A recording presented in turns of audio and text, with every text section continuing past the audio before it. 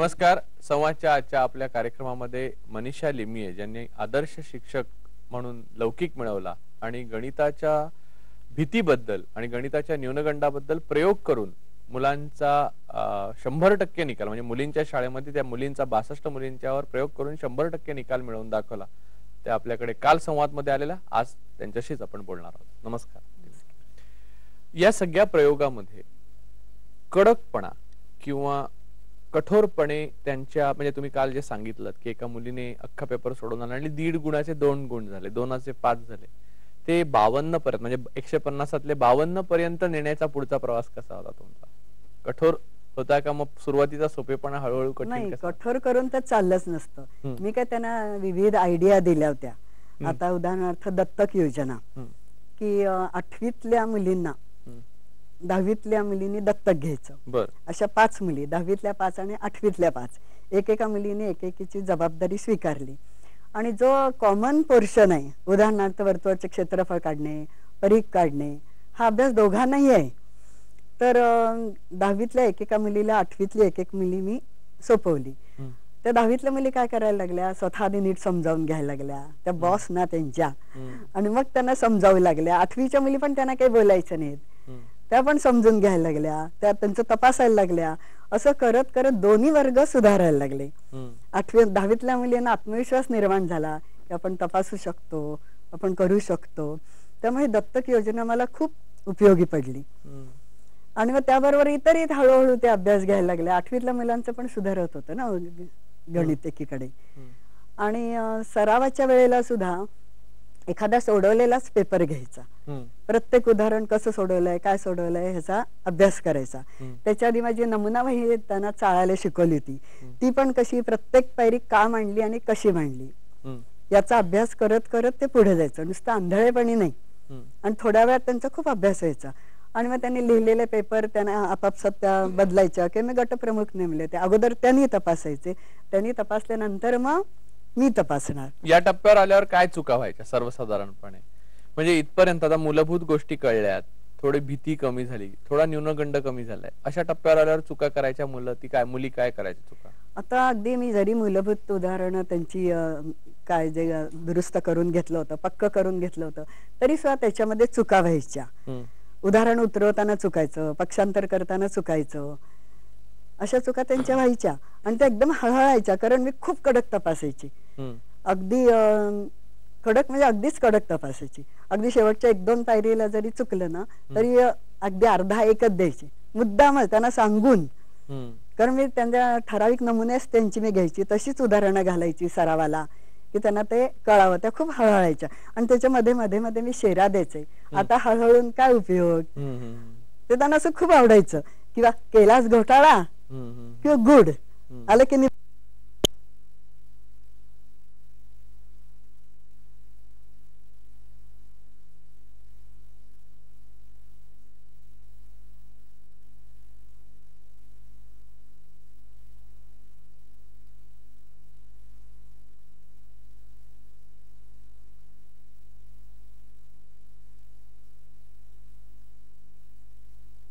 नाव आणि त्यांचे सगळे गुण होते. त्याचं काय होतं वैशिष्ट्य, म्हणजे कशासाठी? ह्याच्यासाठी की वर्गातल्या मुली दरवेळेला आम्ही नवीन वर्गात जाणार, मुली काही माझ्या लक्षात राहायच्या नाहीत आणि प्रत्येकीचं कोणतं बीजगणित कच्चं आहे का भूमिती कच्चं आहे का गणितच कच्चं आहे हे इतकं काही आठवायचं नाही. काय 4-2 मुली हातवर करायचा, त्यांनी उत्तर बरोबर दिली की समजायचं. म्हणून मी डायरी केली होती आणि डायरीत बघून मी मुलींना उभं करायची, जिचं बीजगणित कच्चं आहे भूमिती कच्चं आहे असं पाहून मुलींना उभं करत होते आणि त्यांच्याकडनं उत्तरं मागवत होते. त्यामुळे मला त्या डायरीचं नेमकी कोण कच्ची आणि ती कशात आहे हे मला ते त्याच्यामध्ये मिळायचं. त्यामुळे डायरीचा मला खूप उपयोग झाला आणि सगळे मार्क त्याच्यात लिहिले होते. 3 महिला किती होते, 6 महिला किती होते, पूर्व परीक्षेत कसे वाढत वाढत गेले हे मी पाहत होते आणि सगळं आलेख माझ्या समोर असायचं तो आणि मी ह्याच्यासाठीच ठेवला होता. पण एका टप्प्यावर आल्यावर पालकांच्या पुन्हा त्यांच्याशी संवाद करण्याची वेळ आली का? नाही आले तशी, कारण काय झालं, आमचे सगळे अशिक्षित पालक, त्यांना वाटतं चला आपली मुलगी शाळेत अडकली आहे ना, पास होतीये ना. मी त्यांची मीटिंग घेतली होती, वैयक्तिक भेटले होते, माझ्यावर त्यांचा विश्वास होता कारण ते मोस्टली सगळे अशिक्षितच, त्यामुळे ते काहीही करू शकत नव्हते. त्यामुळे मी जे काय करीन तेच. त्यामुळे तशी काही फारशी मीटिंग घेतली नव्हती त्यांची मी नंतर. एकदाच फक्त घेतली होती सुरुवातीला. पण या सगळ्या प्रक्रियेमध्ये मुलींच्या विचार करण्याची, तर्क करण्याची, नंतर विश्लेषण करण्याची कुवत वाढते आहे असं दिसून आलं का? अगदी नक्कीच वाढली. कारण काय, एखादं उदाहरण समजा असं असेल की त्रिकोणाचं काहीतरी दिलंय, पाया दिलाय, उंची दिली काही, तर कशी सुरुवात करणार, कुठलं सूत्र वापरणार? समजा त्रिकोणाचं क्षेत्रफळ विचारलंय तर ते बिनधास्त सांगायच्या पाय आर वर्ग.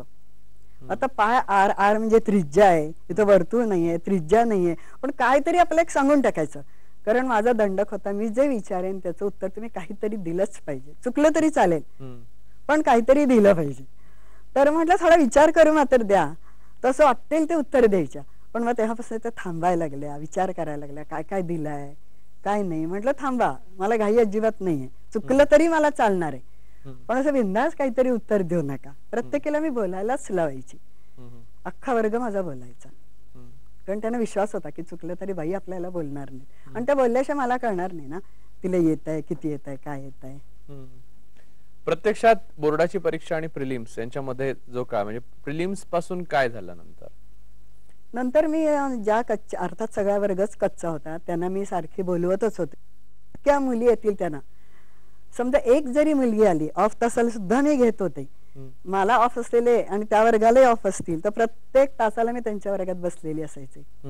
आणि मुलींना ऑफ आहे पण मला नाहीये, तर अशा वेळी मी 2-3 मुलींना माझ्या वर्गात घेऊन जायची, मागे बसवायची, 1-2-4 गणित करून करा म्हणून द्यायची आणि माझा तास सुरू करायचा. आणि मध्येच वेळ मिळेल तेव्हा त्यांचं मी तपासून द्यायचं. असं जास्तीत जास्त मी वैयक्तिक लक्ष द्यायचा प्रयत्न केला होता आणि त्यामुळेच त्याचं हे फळ मिळालेलं आहे. पुढे जाण्या अगोदर एक ब्रेक घेऊ. संवाद मध्ये आपलं स्वागत. या सगळ्या प्रयोगाचा परिणाम म्हणून जो बोर्डाचा निकाल आला त्याच्यात 100% निकाल लागला. त्यानंतर तुम्ही हा प्रयोग लिहून काढलात कसा? काय झालं, मला हे माहिती नव्हतं निबंध असं लिहितात, काय असतं प्रकार. एकदा माझ्या हातात एक पत्र आलं की नवोपक्रमाबद्दल. मी म्हटलं काय बे नवोपक्रम, आपण ऐकायला जाऊया म्हणून मी ऐकायला गेले. तिथं प्रभाकर लिमये म्हणून चीफ कंडक्टर होते. तर त्यांनी सांगितलं तुम्ही शाळेत जे काही विविध प्रयोग करतात ते इथे येऊन सांगायचे. तर 2-4 सांगितलं, कोणी फलक लेखन, कोणी पर्यावरण. मी म्हटलं मी तर काहीच केलं नाही, मी काय सांगणार ना. तर ते म्हणले नाही, तुम्ही करत असतात सगळेजण, तुम्ही आठवा, कारण आपली म्हणे. मी म्हटलं मी तर काहीच केलं नाही, आमची मुलींची शाळा, रोज नवीन समस्या, पण तिथं माईक पुढे येऊन सांगणे बल. म्हटलं माझ्याकडे काहीच नाही आहे. तरी त्याने कंपल्सरीच केलं. नाही म्हणे आपण सारखं काही ना काहीतरी करत असतो.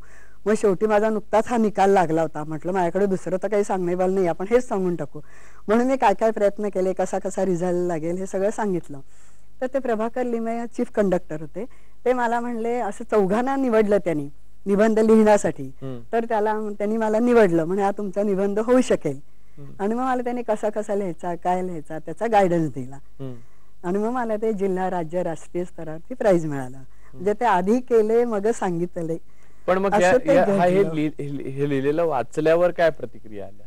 म्हणजे शाळांमधनं किंवा वेगवेगळ्या ठिकाणी जिथे अशा प्रकारे मुलं नापास होतात तिथून तुम्हाला काय प्रतिक्रिया आल्या? हो, खूप शाळांमध्ये मला बोलावतात, मी व्याख्यान द्यायला जाते, कसे कसे प्रयत्न करता येतील शिक्षकांना, रोटरी क्लब मध्ये, ट्रेनिंग कॉलेज मध्ये.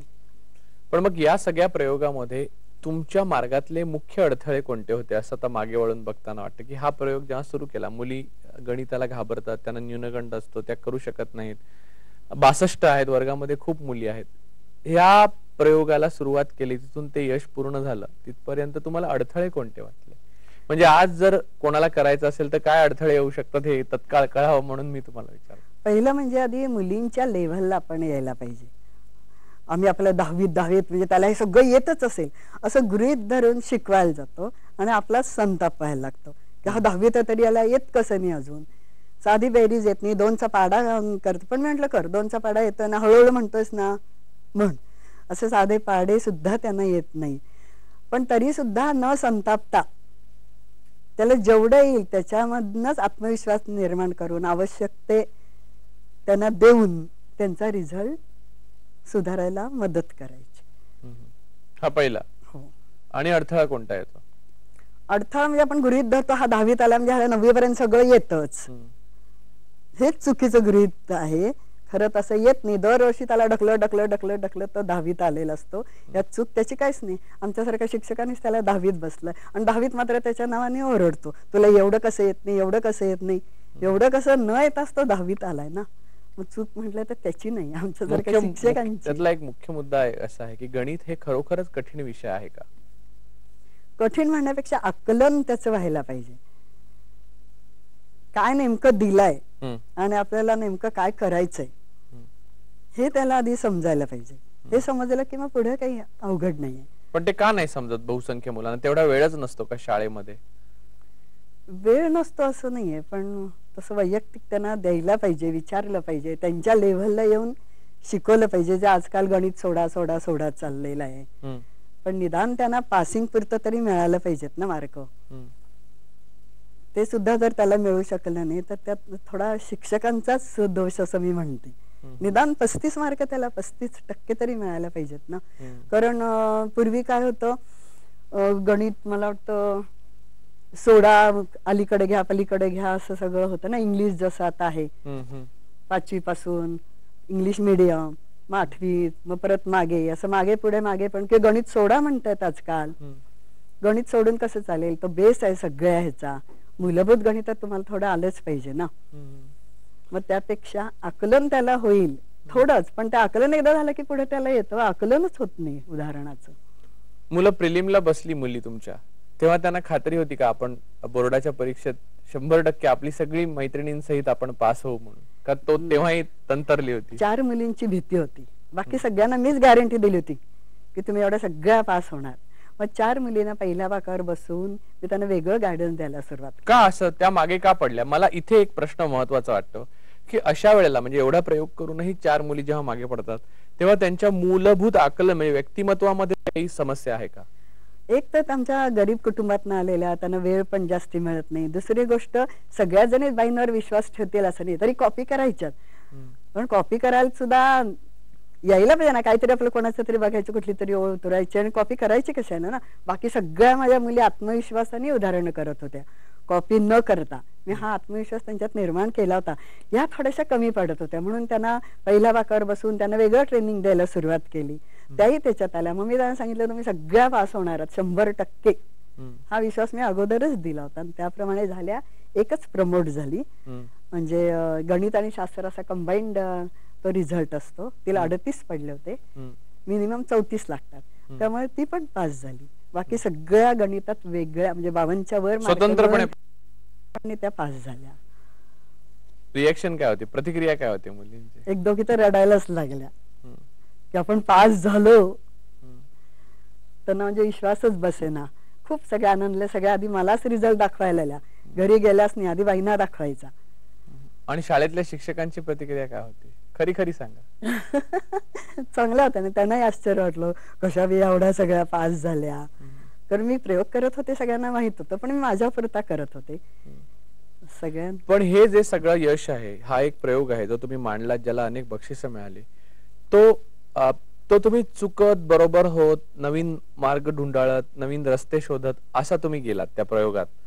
आता त्याचं कॅप्सूल फॉर्म मध्ये तुम्ही निश्चित असं सांगू शकता का की जे म्हणजे दुसऱ्या कुठच्याही शाळेत किंवा कुठेही कोणी करायचा ठरवला किंवा गणिताच्या शिक्षकांनी किंवा शिक्षिकेने करायचा ठरवला की तिथे अल्प उत्पन्न गटातली मुलं येतात ज्यांच्या घरी शिक्षणाची पार्श्वभूमी नाही, अशा ठिकाणी हा प्रयोग करायचा ठरवला गणित विषयाची भीती घालवून करण्याकरता, तर निश्चितपणे सूत्रबद्ध रीतीने तुम्ही तो सांगू शकता का त्यांनाही तो प्रयोग करताना त्या पद्धतीने ट्रायल आणि एररवर प्रत्येक मुलाचं समजून घेण्याचं, आकलन करण्याची क्षमता चाचपतच पुढे जावं लागेल?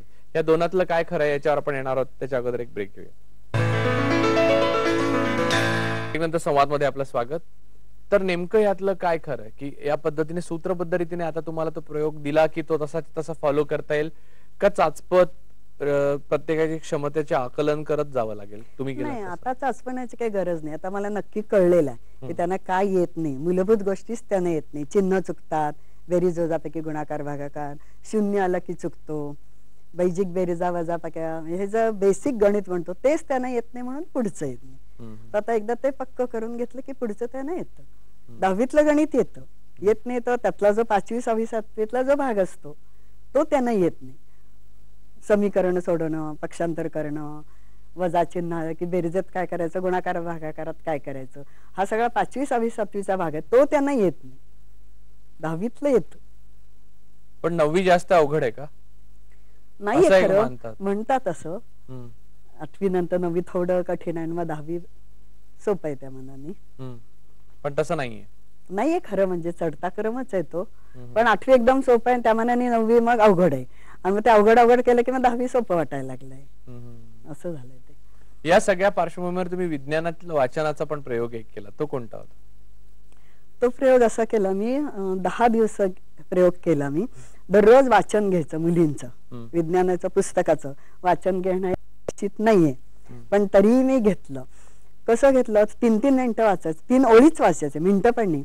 आणि मी अशा त्यांच्या नोंदी करत गेले की कुठला शब्द होता आणि तिने वाचला कुठला, त्या 3 ओळीमध्ये ती किती वेळा चुकली, आणि जिचं लक्ष नव्हतं ती, अशा सगळ्या मी नोंदी करत घेतल्या. आणि जिला वाचायला सांगितलं ती, असं सगळं. आणि एकदा वाचून झालं तरी परत मध्येच तिला एखाद्या वेळ उठवायचं, कारण आता आपली वेळ झाली काय, आता काय आपल्याला कोणी विचारणार नाही, असं त्याने होता कामा नये. सगळा वर्ग त्या वाचनामध्ये त्यामुळे इन्व्हॉल्व झाला. आणि असं वाचन घेत आणि कधी कुणाला उभं करायचे ना, त्यामुळे सगळ्या मुली अगदी डोळ्यात तेल घालून बोट ठेवून असं बघायच्या. एरवी वर्गात जे वाचन चालतं ते आपल्या मुली वाचत असतात, कोणी कोणी गृहपाठ करत असतं, कोणी काय करत असतं. इथं म्हणजे प्रत्येक मुलगी त्यात इन्व्हॉल्व होती. आणि एकदा वाचून झालं असलं तरी मी पुन्हा तिला वाचायला लावायची, का तिने नंतरही लक्ष द्यावं म्हणून. अशा मी त्या 10 तासिका घेतल्या होत्या, आणि त्यांचं वाचन खूपच सुधारलं त्याच्यामध्ये. आणि मग आपोआप त्यांना प्रश्नोत्तरं लिहायला यायला लागली, नाही तर गाईडमध्ये बघून उतरवायच्या, आणि गाईडमधली एवढी मोठी उत्तरं, हात दुखायचं, असं त्याच मुलींनी मला सांगितलं. बाई गाईडमध्ये बघून बघून उतरवताना आमचे इतके हात दुखायचे. आता आम्हाला पुस्तकातच उत्तरं सापडायला लागली, ती सापडतच नव्हती, कारण वाचताच येत नव्हतं. ही एकाग्रतेचा अभाव आहे का? वाचनच येत नव्हतं. एकाग्रता तर हवीच, पण मुळात शब्द वाचतील ते शब्द वाचायचे, असलेला नसलेला. आणि मी आता वाचन घेते, मी नोंदी करते म्हणल्याबरोबर प्रत्येक मुलगी अगदी लक्षपूर्वक करायला लागली. चुके ना, मी चुकल्याबद्दल रागवायचे नाही. तुम्हाला सापडलं कसं हे असं करावं, असं कसं सापडलं, म्हणजे ही गंमतच वाटली. आणि त्याची 1 मिनिट, आणि त्याची मी नोंद पण करून ठेवली की अमुक एक मुलगी किती वेळा चुकली, 3 ओळी असताना 4दा 5दा 6दा अशा नोंदी करत होते. आणि त्यामुळे मुली अगदी सावधपणे लिहित होत्या, वाचत होत्या की बाई नोंदी करतात, काहीतरी लिहितायत, आपलं चुकू नये म्हणून ते असं लिहित होत्या. आता तुम्ही काय म्हणलात, सापडलं कसं हे असं करावं, असं कसं सापडलं तुम्हाला? काय झालं, मी गणिताची शिक्षिका, त्यात जी भाषिक गणित असायची, ती भाषिक गणित पण त्यांना यायची नाही, कारण त्याचं आकलनच व्हायचं नाही. काय दिलंय सांगताच यायचं नाही त्यांना. एक त्रिकोण आहे, त्याच्या बाजू दिल्यात अमुक अमुक, त्यांना विचारलं ना काय ग दिलं ह्याच्यात, उत्तरच द्यायचे नाही. आता पहिलंच जर वाक्य आहे त्रिकोण एबीसी मध्ये बाजू एबी बरोबर 5 सेंटीमीटर, एवढं तरी सांग ना की त्रिकोण एबीसी दिलाय. अजिबात त्याने भीतीच बसायची, यायचंच नाही, आकलन व्हायचं नाही. मग आता मी गणिताची शिक्षिका, वाचन मी आता गणिताचं जरा स्कोप कमी आहे, मी त्याच्यात पण घेत होते भाषिक उदाहरणामध्ये, पण त्याचबरोबर मी सायन्स शिकवत होते, म्हणून मी त्याचं वाचन घ्यायला सुरुवात केली, न शिकवलेल्या धड्यावरचं. हे तुम्ही वाचा, म्हणजे त्यातनं तुमचं ते सुधारत जाईल, म्हणून मी हा प्रयोग सुरू. पण सुरुवातीला तुम्ही जेव्हा प्रयोग सुरू केला तेव्हा पुढे असे अनुभव येतील असं वाटलं नाही? वाटलं, पण म्हटलं मला वाचन त्यांचं सुधारायचं होतं. ते वाचन सुधारलं की गणिताचं आकलन होईल. गणितात काय दिलंय त्यांना कळायचंच नाही, भाषिक गणितच त्यांना यायची नाही, नेमकं काय दिलंय, काय विचारलंय. कारण वाक्य जर सलग वाचता नाही आलं तर काय दिलं आणि काय विचारलं सांगणार कशा ना त्या. म्हणून मी हा प्रयोग केला होता. त्यांना आकलन झालं की सारखं गाईड घ्यायचं आणि गाईड मधले मोठी मोठी उत्तरं उतरवायची. प्रत्यक्ष पुस्तकात 3-3, 4-4 ओळीचं असतं, पण ते त्याला जास्त मार्क मिळतात. यायचंच नाही, ते कुठे ते सापडायचंच नाही, अजिबात त्यानं वाचायला जमायचं नाही. म्हणून मग मी हा एक प्रयोग केला होता. सगळी प्रयोगशीलता तुमची जी आहे ती काल आणि आज तुम्ही वेगवेगळ्या प्रकारच्या प्रयोग, अजूनही काही तुम्ही प्रयोग केलेले आहेत, पण दप्तराचं ओझं म्हणून केलेलं. या सगळ्या पार्श्वभूमीवर तुम्ही जे केलं त्या पार्श्वभूमीवर आजच्या ज्या शिक्षणातल्या त्रुटी आहेत त्या सुधारण्याकरता किंवा त्या संदर्भात विचार करण्याकरता, गणित या विषया संदर्भात मुख्यत्वे करून नव्याने विचार करण्याची गरज कोणाला झाली असं वाटलं की यातून मार्ग सापडू शकेल, तर मला असं वाटतं की तुम्ही जे काल आणि आज सांगितलं त्याचा खरा सकारात्मक परिणाम झाला असं आपण मानू. आणि तरी या संपूर्ण कालखंडामधल्या काही उजेडाच्या बाजू आहेत त्याही त्यातून समोर आल्या. तुम्ही इथे आलात त्याबद्दल ईटीव्हीच्या सर्व प्रेक्षकांतर्फे मी आपले आभार मानतो. धन्यवाद. तुम्हालाही धन्यवाद. त्या निमित्तानं सगळ्यांना हा प्रयोग कळला आणि काय केलाय तो. धन्यवाद. आपल्याला आमचा कार्यक्रम कसा वाटला संबंधी पत्र ईमेल द्वारे आम्हाला जरूर कळवा. आमच्याशी पत्रव्यवहार करण्याचा पत्ता आहे